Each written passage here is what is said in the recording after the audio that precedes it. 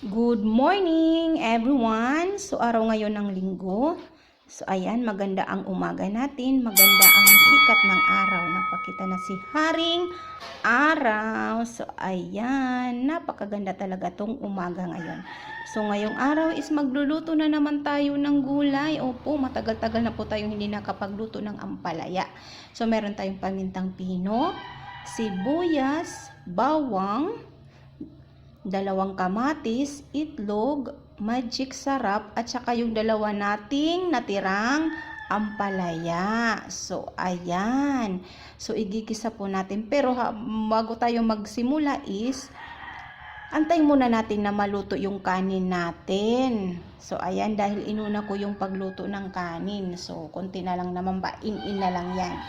So, ayun nga po is nakaready na tayo ng ating pang-init na nating kawali. So inagay na natin ang kamatis. Syempre may mantika na po yan. Igisa natin ang ating kamatis.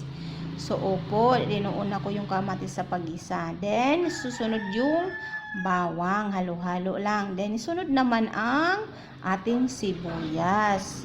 So ayan, mabango siya, masarap. So ayan, after natin halo-haluin, syempre yung itlog na inano natin na ready kanina. So nilagyan na rin natin siya ng paminta at saka magic sarap. Yan, inuuna natin yung din ng itlog para matanggal yung lansa niya bago ihalo ang gulay. Or yung iba kasi inuuna ang ampalaya bago ang itlog, pero ako hindi.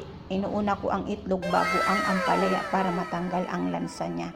So ayan, hinalo-halo na po natin dyan para yung itlog na binati natin is talaga mahalo siya doon sa gulay. So ayan. Then kanina nga pala habang hinihiwa-hiwa ko yung ampalaya na yan is linagyan ko po siya ng asin, pero minuto lang para hindi lumambot. So ayan. Then nilagyan na natin siya ng paminta, tas magic sarap, tapos kunting asin lang po. Dahil nga kanina naglagay na tayo ng asin.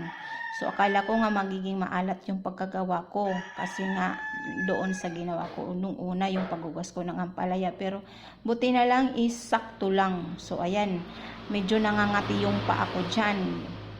Parang kinagat ata ako ng langgam. So ayan.